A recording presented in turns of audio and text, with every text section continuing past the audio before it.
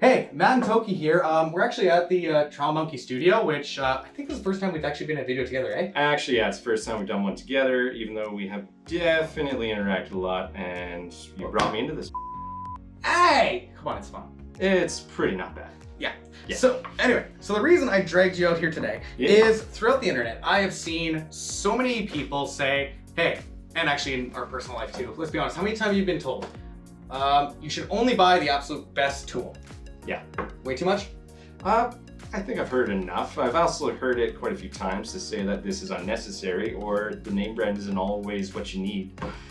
Sometimes the tool just seems to be name brand, go ahead and tack on a couple $100. There's a few that do that, and you know, they're not just the yellow and black, sometimes it's the red one too. Oh God, sorry. I love the color. Like, it's funny how it's like everyone knows what we're talking about. Well, the funny part is, because like, how many people do you know are like team red, team yellow? And for those who don't actually And green. There's green. There's actually green people left? They call it, well, yeah, they're mostly electricians and bashers, and we usually don't talk to them very much, but sometimes you have to because you work with them. Okay, so let's put a bit of background, because, come on. How long have we been working in the trades? Don't make me do math. Okay. Anyway, me and Toki here have been working in the trades since, I don't know, when we were building forts and stuff as little ones. You can consider that trades if you like. We know how to use a wacky stick. Yeah. So the whole thing is, so when we say yellow, you know, you got DeWalt, red is Milwaukee, team green is Makita. Yeah. So blue is Bosch, but you don't care about them very much. Me and Toki both work professionally in the trades. I've gotten out of actually doing the day-to-day because it's a lot easier teaching it. Those you can't do teach, and you're teaching. You're doing it. The Lord's work, some would say. And you do it so well. You must have been pretty bad. That's why you keep me around. The whole point is, I think me and Toki here, I've used every brand. I know that, and even professional and even homeowner quality. Yeah, I've actually started out with Makita drill. It was my first tool. I bought that secondhand. And then I went to corded DeWalt tools because corded tools, they just have all the power you need and they work well. But I settled on Milwaukee because I started borrowing when I was still an apprentice. I was borrowing like tools of the journeyman because like my corded tool died or theirs is just better for this job. And I really, really liked Milwaukee. So I started buying that, and yeah, prices weren't as crazy back then. So you buy one like duffel bag from Home Depot, and back then it was like $500, but it came with 4 batteries. It came with one charger. Like, it came with all the tools you need to get started and a bunch of batteries, which was the most appealing part of it. And then you just keep buying kits from there. You get more batteries, and eventually you just have too many batteries, and you're just buying tool only. It becomes cost effective. And so yeah, that's why I stuck with it, because once you have the batteries for it, to buy another tool brand is just stupid. You're gonna have to start all over again.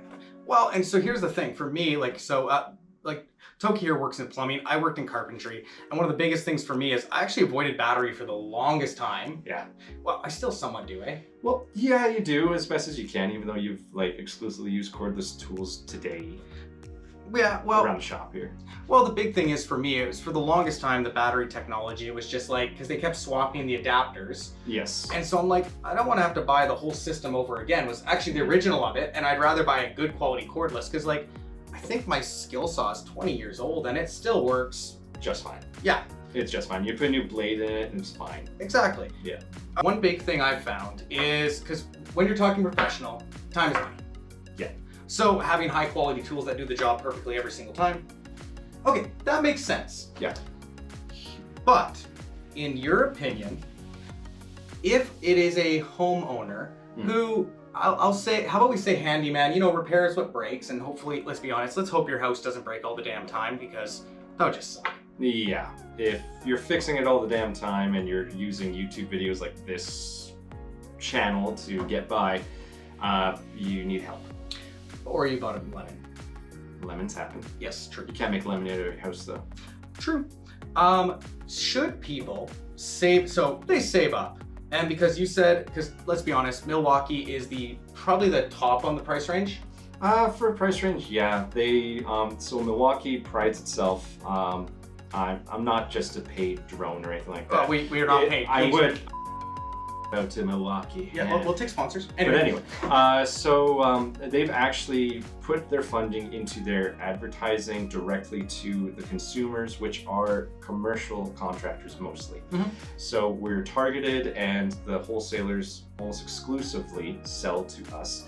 And they actually have 4 grades of tool, and it comes with 4 different price points. So when you're looking at what looks like this same drill, it's not. Because if you're at Home Depot and you're looking at a cordless drill set, and you're gonna have a $200 drill and set, and then you have a $300 drill only, and they look the same, they're not. One has more metal working parts and better warranty, and the other one is what they would call the homeowner special, which is going to be a lot more plastic, it's gonna be lighter, and it's gonna be just as effective and last just as long in comparison to use. So a commercial contractor is going to use the tool daily, if not twice a week, for like quite a bit of run time. And a homeowner, they might use the tool on occasion. It's like you're at work all day, you get home, you're probably going to be getting little things done, or just surviving, going to bed. On the weekend, is when you do your weekend warrior stuff, and you go ahead and you bust out the tools, you pretend you know what you're doing, and you do some stuff, and that's the only runtime your tools really get. So the plastic parts, the cheaper tool, that's fine, but we're talking about the same brand here.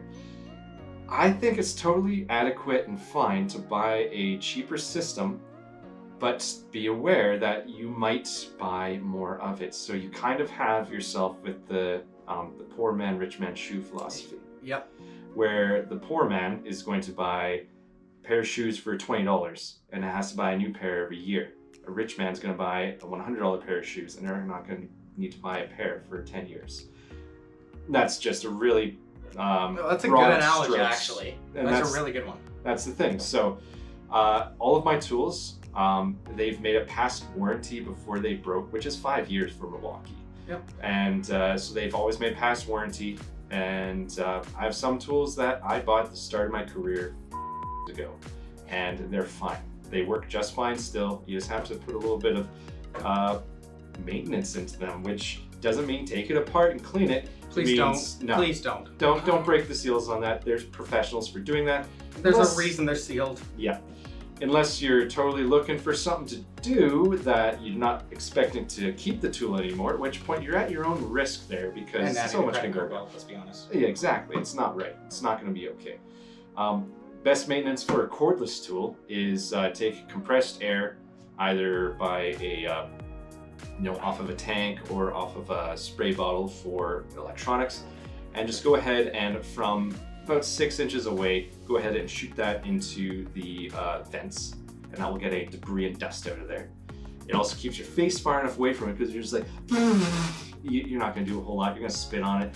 It's Milwaukee, say, then it's going to have a super sensitive moisture warning. It's going to fuck air out and not work for a week. That's one thing that happened when my tools hated it. Oh yeah. Crazy. Yeah, no, you don't need to spend top dollar to get top results. You just have to be patient or expect to buy more. If you save up and spend the money, you're going to be better off for longer, but you're going to have to pay a lot up front.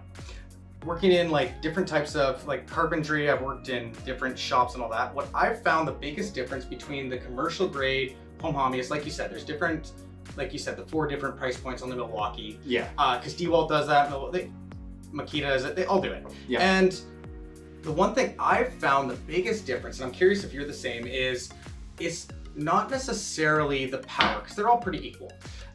They are within reason, yeah, you can say that. Yeah, and then the housing is definitely where I noticed the biggest difference with the contractor versus the home hobbyist. Like, yes. Because, okay, here, Toronto Monkey Studio, I have a weird mishmash, because like anything contracting, like carpenter-wise, is higher grade in my shop. Mm-hmm. Anything outside of that, I kind of pick because one of the things I do at least is I look at how much I'm going to use the tool, because I could afford to buy top quality every tool. Mm-hmm.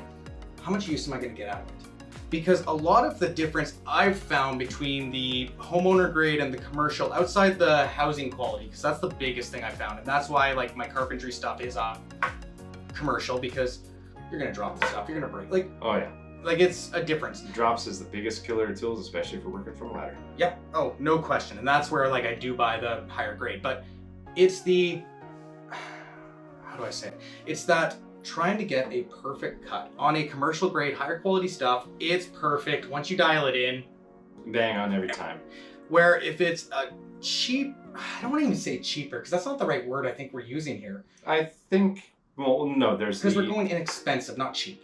Well, yeah, it's inexpensive, or yeah, it's because it's not lesser quality so much as Different uses.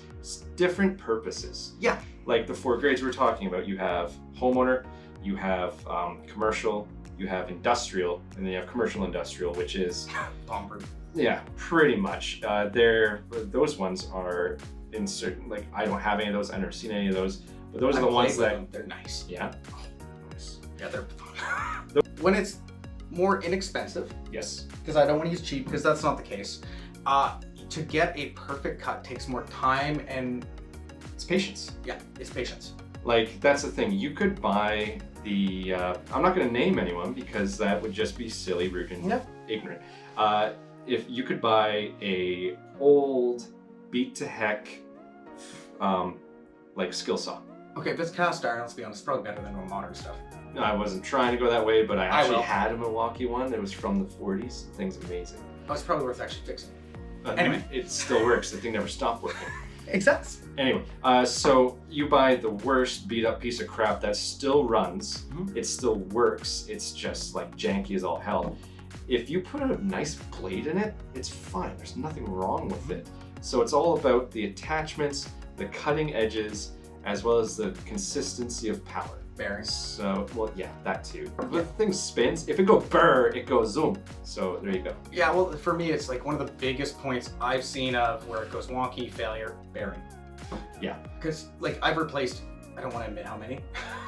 I think you're segueing and zeroing in on something that was not actually trying to get at. But the thing is, if you have a good enough blade, you can have any tool. So if you have like your favorite, most effective blade Mhm. for cutting, Yep. it'll work just as well in any brand of skill saw. Mhm.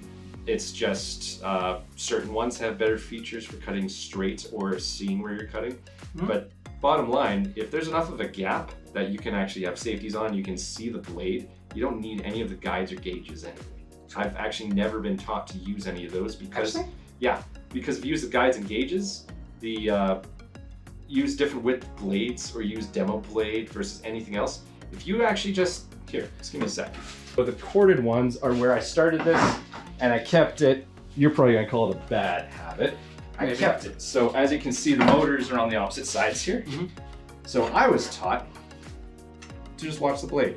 That's so actually not a bad if you actually look, It's if not a you're bad habit. holding it on this side, Mhm. you're right-handed, you can actually look directly at the blade. Obviously with safety glasses. Yeah. And you can see that you're cutting on the line Mhm. and all of that. So it's just, there's this little window right here. Yep. So if you use that, if you have different widths of blades and it doesn't work with this gauge, you could just do that and you're watching the blade the whole time. Yeah, sure. And it's not a problem. So it's, well, actually, yeah, I think we're coming to even more of a conclusion. It's less about the name brand and expense and quality and more about the technique Mhm. as well as the accessories that help do its job. So the blade and how you use the tool is more important than the color of it. Well, and so let's actually, I think we can go home and wrap up with this point here, because Yeah. like this is my kind of view here is, yes, there are certain points, like this is a commercial grade one, heavier duty, like, It's corded, it's bulletproof. yeah. But does this thing will cut through anything. It'll overpower bad technique. But if you take your time, so this is an old commercial version of a cordless. Yeah. It doesn't have a lot of guts in the way. It's old version. It's awesome for trim and all that stuff. But if you don't run it perfectly straight, the motor can't make up the difference. Yes, I've used an old Ryobi one that my fiance came into the relationship with. And that one is very much so the same, but probably a little more exaggerated because it's Ryobi. Yeah, the new stuff's actually not bad. I've used some of it. Yeah. I would argue, if you have a budget and you're willing to put the time and worry about technique, buy what makes you working. Get on those projects. I don't think you should save up and equip your shop with the best tools because, like, it's great. You've got the best tools hanging on the wall, but are you actually building anything? Yeah, I would definitely agree. The best plan of action is to get whatever is going to help you get the job done, as well as get it done safely and effectively. Speed, like quality of the tool does not attribute to speed if you don't know how to use it. You need to learn how to use them all anyway. So me, I learned on craft. We both did, dude. Yeah, we built our way up. Like, that's the thing. You are paid as an apprentice. You take like most of your money, you buy tools, and you break your own damn tools. Yep. Because if you break the journeyman's tool, you find it real fast. You just bought two. One for him and one for you because you're not allowed to borrow his ever again. If you buy it right away, they tend to not as bad. No, I know. I had actually a really good journey. Oh, me too. And it was really understanding, really nice, and it was really easy to learn. Well, we actually got lucky. Both of us got good apprentices. Like, we got good journey. Yeah, journey. Yeah, there we go. I've had some really bad apprentices if we're going that way. Yeah. But all of them learned in the end, and I signed off on about 3 of them. So, yeah, for me, the bottom line is technique. Cost does not factor in until you have enough technique to have an opinion. Yeah, and the only time I would say cost does make a difference is when it comes to battery tech. Because, like, if it's cordless, or corded, a lot different. Cordless, the batteries, the money, buy good batteries. It's insane. Yeah. All right, well, I think that's actually good advice. Yeah, batteries could be a whole video unto itself. We're not touching that with 30-foot pole today. Well, no, not today. I don't have my bag of tricks here. Yeah, fair enough. And honestly, I gotta buy some new ones. Anyway, yeah. All right, well, so I hope you enjoyed this. If you like the content, like, subscribe, you know what to do. If you have any other questions, like me and Toki could probably answer. We've got lots of years of experience on all kinds of ranks. If we had it together, it probably makes an adequate person. Yeah, amount of experience. Well, it's just our random stuff that we've done over the years. Yeah. I have too many hobbies to actually keep up with any of them. Fair enough. There's that. Yeah. So, until next time, this is Matt from the Matt and Toki. Have a good one. And let's get making.